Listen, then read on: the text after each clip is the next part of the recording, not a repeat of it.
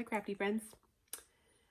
I'm Ellen of Maximum Cross Stitch Power Hour, and this is a Stitch With Me video where you, the viewer, get to sit there and watch me stitch. I know, I'm very generous offering this public service. So anyway, here I am. This is my third Stitch With Me. And yeah, I'm just sitting here working on my Marjorie Massey, Quaker Street. And I'm loving it. And today I'm just going to be working on the top border that's just going to go straight across here.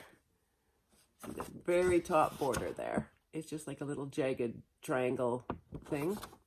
And that way I don't have to count or look at the pattern. I can just go. And then I can focus on you, the viewer. How are you all doing? How are you all coping? I don't want to dwell too much on the current state of affairs in the world, but I think it would be kind of silly of me to pretend that it's not happening. It's, you know, paradigm shifting. Everything is going to change in our world, at least for the foreseeable future.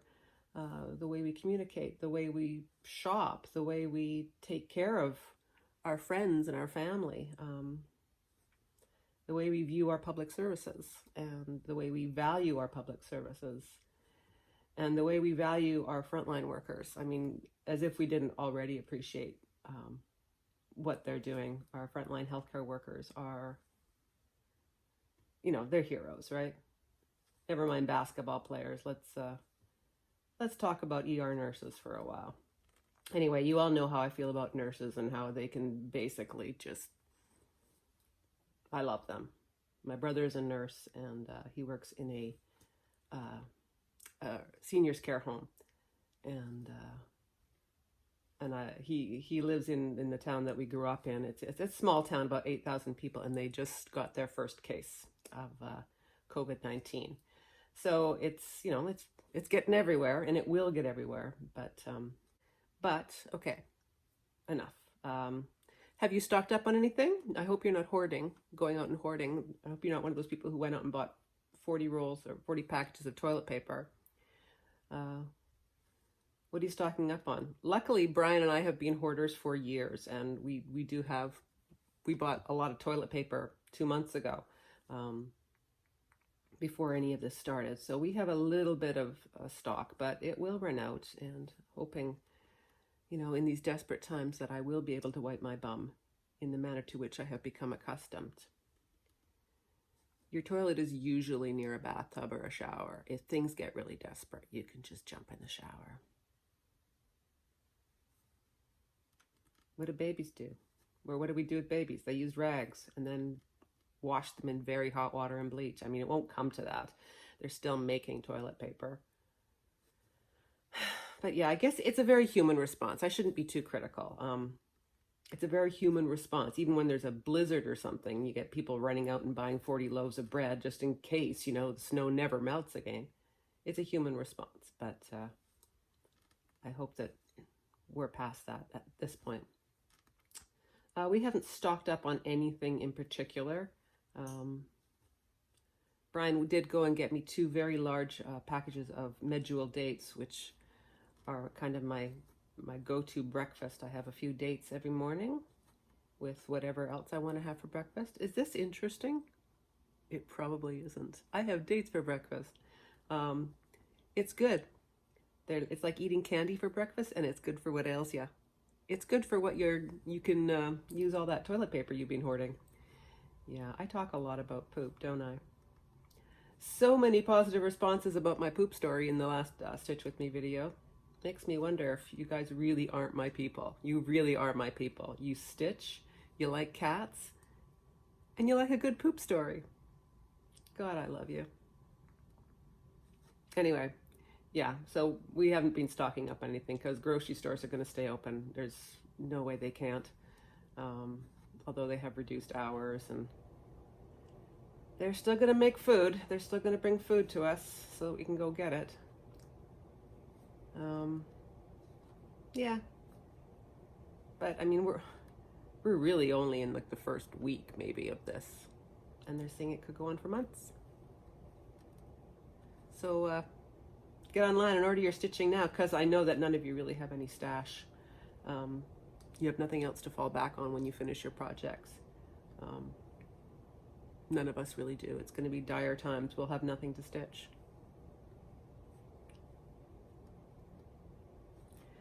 I posted I have a little list of things to talk about. Oh, yeah. With all of this, our American tour has been canceled. We were going to be touring the States April 16th to May 10th or so in there. And all those shows have been postponed. They're trying to reschedule them. But I think, like, I don't know. We've been told to block out some time to be available, but things change every day. Like, who knows when all these restrictions will be lifted. I guess they want to have those dates blocked off just in case that we can travel again and gather in numbers of greater than really one or two. We shouldn't be gathering in groups of more than one or two. Our European shows have not been canceled or postponed yet, but I can't imagine why they won't be. I think we'll probably hear next week for sure. And then we can make a general announcement about that. Yeah, because those shows were scheduled to start May 22nd till June 21st. And I think people are talking about things being shut, into late June, if not beyond that. So all will be revealed, changes every day. But yes, interesting times, and we will get through this, and we will talk about it for years to come, that we got through this and we survived, and hopefully we will be better, stronger, more compassionate people because of it. It's too bad it took a pandemic to hopefully bring out the best in people. Although some of those spring break kids, man, certainly not the best that society has to offer. But anyway, okay, let's stop talking about that. Let's talk about stitching. Okay, I'm almost 9 minutes into it and it's been super, super depressing. Okay, so now let's talk about stitching, because stitching is great. Let's see. Yesterday on Instagram, I posted my stopping point. I had stitched on Elizabeth by Carriage House Sampling. I'd stitched on this for 3 solid days, and like you, I'm getting a lot done. So I'd stitched on this for 3 days, and I posted my progress, and I'll show you what I've got here. And this is where I am. Is that going to show with the light in the back? Here's where I am. Nice headless lady. And I got a slew of compliments on her dress. Can you see what I've got going on there? I don't know. Here, let me sew. Can you see now what I've done with her dress? I've sort of changed that. And I got the idea for her dress from a needlepoint book. It's in the book that I got the pattern for my great big long wall hanging of the horseman upstairs. It's this book here, and I brought this to show to you. It's book time. This is Gold and Silver Needlepoint by Maggie Lane, and I love Maggie Lane. She was a needlepoint designer in the 70s, and these books are out of print, but you can get them on eBay. They are available even through Amazon, their used book sections, and there are some fantastic designs. Like, look at these swans, but it's not just the swans. All of this crazy brocade stuff, that's all stitched. And it's gorgeous, gorgeous. And it's all done with options to do it in metallic. I'll show you a few more without showing you the, old book smell? Total old book smell here. Oh, here.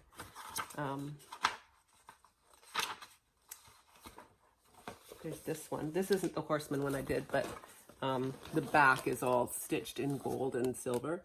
But look at that. Like, you could do that on a neutral linen, and it would be beautiful. So stuff like that. Oh, and these kimonos. She does a lot of Asian. Like, wouldn't that be gorgeous? That one in cross stitch. I know there are patterns like that out there.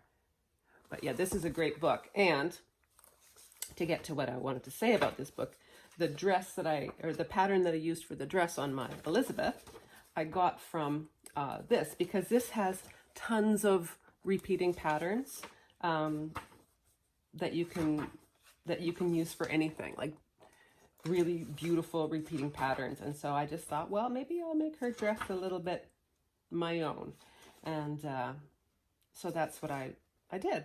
I picked one of my favorite repeaters, and I did it. So yeah, if you're looking for an interesting kind of books that are really just nice patterns, anything by Maggie Lane. And they are charted for needlepoint, but you know, needlepoint and cross stitch are so similar. You can just adapt them to cross stitch, no problem. So yeah, Maggie Lane, I love her. What else is going on? My husband is working from home, like many people are. He's lucky that he is able to work from home. A lot of people are getting laid off, but hopefully our governments will pitch in and offer some kind of support for them. I know that Canada is setting something up, and hopefully that will mitigate the worst of people's struggles. There, I talked about it again, and I wasn't going to talk about it. It's tough, right? Because it's, you know, it's the elephant in the room. How are you not going to acknowledge it or talk about it? Let's see, what else can I talk about? The common threaded stitcher stuff that's going on Instagram. Kia B and Tech Guy in the Hive started that, where it's just a kind of get to know your stitchy peeps, where they just ask questions, and every day you post photos and sort of explain, answer the questions about yourself. And yeah, it's just a way to get to know other stitchers. Now, I did it last year. This is their second run at it.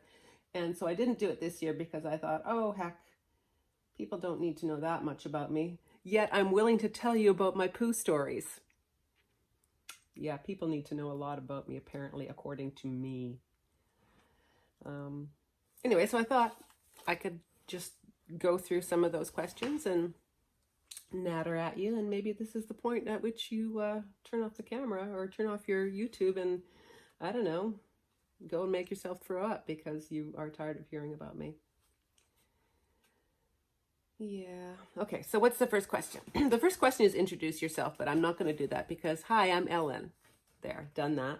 The second question is how I started stitching. I started stitching, well, I've always been drawn to embroidery and needlework. When I was 8, my family moved into my grandmother's house, and she moved into a seniors facility. And not only did we, have her house, but we had all of her stuff.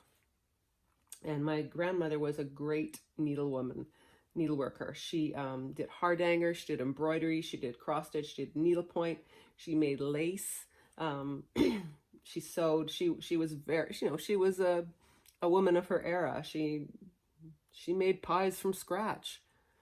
I know, who does that anymore, Daleen?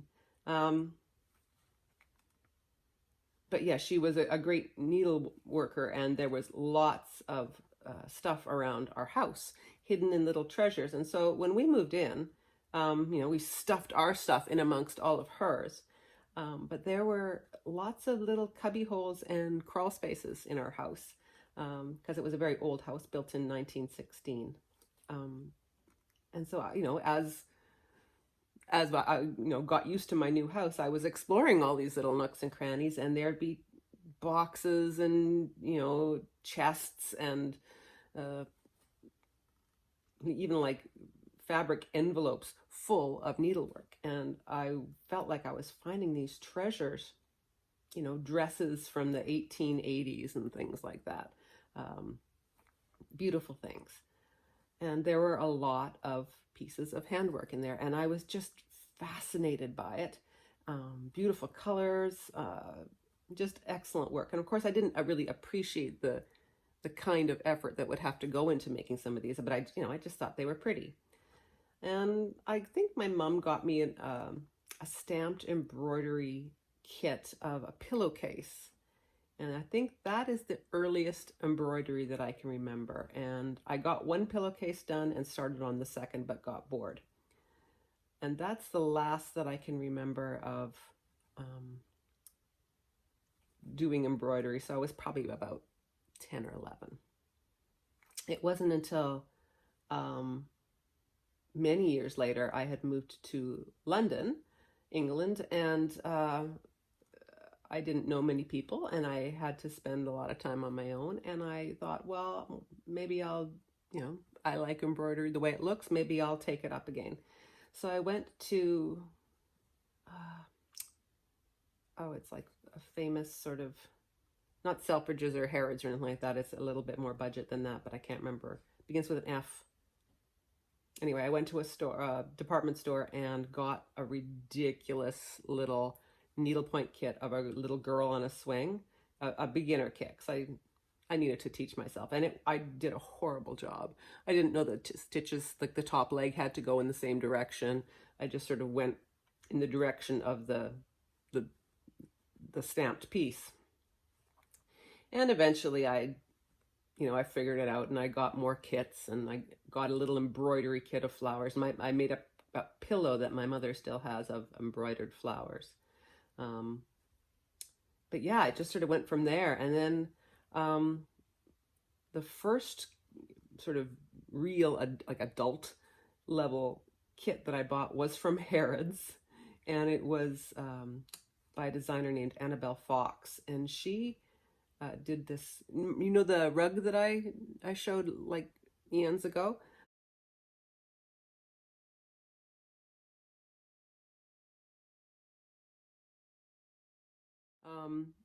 That was my first adult needlepoint project that I picked to do as a rug. So I did that, and I was just hooked. I could not stop, and I haven't really stopped since. So it was just I think love of the visual, love of needlework in general. I could spend days at the Victoria and Albert Museum in London looking at all their, they have a great fashion exhibit that you probably know about. And, ancient embroideries, Mary Queen of Scots stuff, just beautiful, beautiful old historical pieces. And I could just look at that stuff for hours. I even sort of toyed with the idea at one point of going over to the Royal School of Needlework that's held, well, there's several locations, but the one that they have at Hampton Court Palace would be lovely to take. I think it's pretty advanced, and probably, well, it is very expensive, but that would be a real bucket list thing, is to go and take a course there. I mean, you can take a 2-year course there, or you can take a weekend course. But you can do gold work and just serious needlework courses there. But yeah, that's where the elite go, I think. So that would be really cool. I don't know if you follow the Royal School of Needlework on Instagram, but they have some amazing posts from their students, the stuff that they come out with. The blackwork stuff that comes out of the Royal School of Needlework is amazing. They do portraits, and I don't know how they do it. Well, obviously they learn, but just stunning shading and just amazing use of material. Maybe one day. Caroline, do you want to go with me? You can say yes now, because we're not going anywhere, any of us. So sure, I'll go to London with you and take a very, very expensive needlework course. Maybe Ryan will come with me.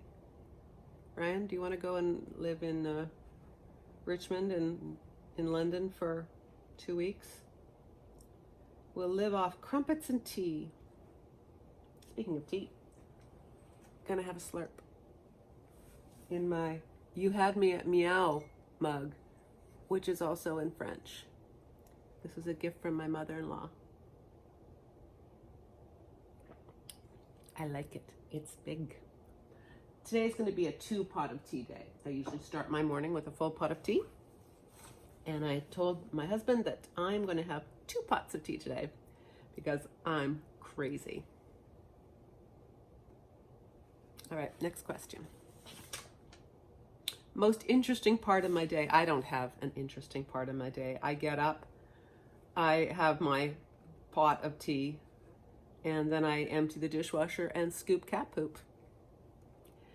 Wayne, who many of you know, he's a little bit of a, let's just face it, he's a celebrity. He is a well-known and beloved jerk of a cat. He's sitting over there on the ottoman. Yes, and I will insert video of him later. He likes to pee. We have the cat boxes that have the little lid on them, so they're like little houses. He likes to pee up the side of those little poop houses, and it gets in and down and goes on the floor. So I constantly have to clean, like every day, I have to clean up urine, cat urine, that has gone over the edge, seeped over the edge of my cat box, or his cat box. So yeah, it's exciting to know how much am I going to have to clean up today. It's a real crapshoot. Yeah, something to look forward to every day. Will Fiona have actually buried her poops, or will she just leave it there like a golden prize for me to find? They care about me, my cats. They like to keep my life interesting and full of pee and poop. They're like infants that never get toilet trained. You can train cats, I think, to go in an actual toilet. Never did that. I know my cats would probably just end up falling in the toilet and then running all over the house, toilet pee water everywhere. They're into comedy that way. They like a good laugh. So the most interesting part of my day, well, I like stitching. That to me is interesting. I call my mom every day, and we talk for at least a half an hour a day, and just sort of, I talk about how I cleaned the cat box, and she talks about how she did the crossword puzzle. But yeah, every day I talk to her, and that's a high point of my day, is connecting with her.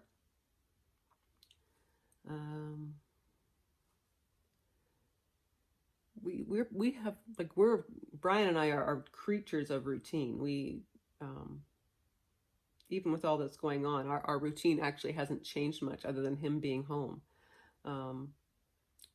We about 6:30, 7 o'clock, we come downstairs, turn on the TV, I stitch, and we watch TV. Unfortunately, poor guy, he is a huge sports fan. He will watch any kind of sport. Although golf is he couldn't watch golf. I think that would just break him if he was forced to watch golf. He'd rather watch reruns of games that he knows how they turned out than watching golf. But yeah, with all the sporting events canceled, poor guy. He's really feeling it, because that's a huge part of his life is watching sports. And I know that's true for lots of you and lots of people that you know. But we watch TV. Right now we're watching a few series. We're watching Altered Carbon, which is highly violent. I actually just listen to it and look up once in a while, because if I hear too much things that sound like a tomato being squished, I don't want to watch it. It's highly violent. But interesting story concept. We're also watching The Mandalorian. I know we're late to the party here, and man, Baby Yoda man, I swear to God, I started ovulating again when I saw that thing. Um, so flippin' cute. Pushes all the mommy buttons in me. And I'm not a super maternal person. Yeah, but of course, real life human babies aren't like Baby Yoda. They make noise and messes and aren't helpful in the way that they could save your life by going like this. No, babies can't do that. Real human babies can't do that, but Baby Yoda can. So if I could be guaranteed that, I would have a baby that was a Baby Yoda, be quiet, just make the occasional little gurgling noise like that. Yeah, I might have had a kid. As long as it had stayed sort of small and puppet sized.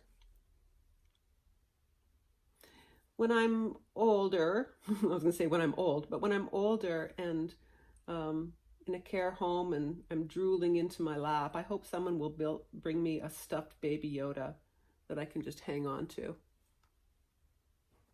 Give me hope for the world.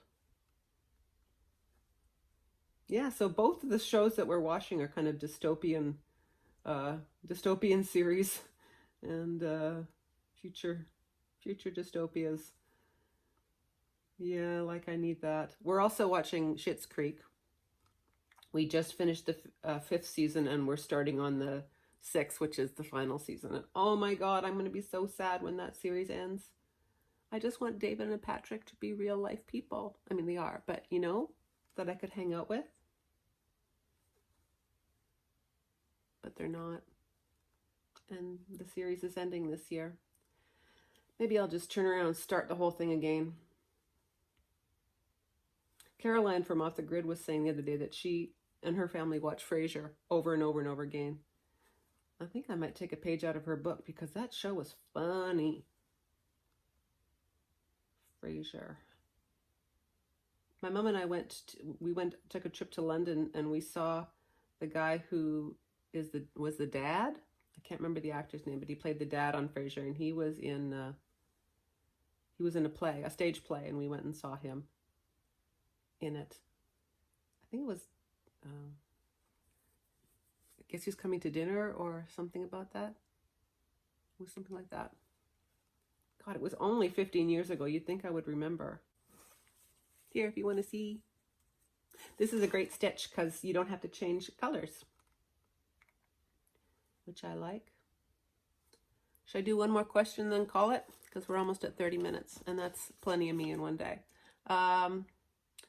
Designer I'd most want to have dinner with. Well, yes, I thought about that. I mean, I love them all my designers that I'm collecting as humans to live in my basement with me. I can't pick just one. That's a cruel question, Kia B and Tech Guy in the Hive. That's a cruel question. But if I had to, one of my top 40 designers was probably Teresa Vanette. She's just freaking hilarious. I like her. She's smart. I love her floss tubes, and I assume that she is exactly like she is in real life as she is in her floss tubes. She just has great taste, and she's funny and she's smart. And I think she's really kind, and she'd probably be okay with me being a vegan. Like, she'd give me a slab of raw tofu and say, this is for you, my friend. Eat this slab of raw tofu. And I would say, Teresa Vanette, I will eat this slab of raw tofu, and I will enjoy it because I'm eating this slab of raw tofu with you. She might even throw in some broccoli sprouts or anything, because that's what everyone thinks vegans eat. Broccoli sprouts are actually very good for you and taste very good. They have a very good bang for your buck nutrition-wise, just in case you were wondering. And you can grow them at home, but you got to do it carefully so they don't get moldy. Anyway, yeah, so I'd want to have dinner with Teresa Vanette and every other designer. But yeah, I think she and I would have a laugh. I wonder if she likes poop stories. Teresa, do you like poop stories? Because I got a lot. I have a lot of poop stories. But maybe that's for another time. Anyway, nice to see you again. Nice to chat with you. I hope that you are keeping well. and that you are staying connected to your people. We are so lucky that we have internet and texting and telephones. Can you imagine if this had happened 100 years ago? Well, it did. It did. And millions of people died, and it was awful. So we are better poised to stay safe and still stay connected. So just do the best you can. Wash your hands.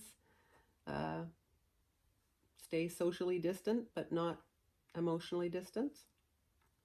And I'll check in with you later. Rock on.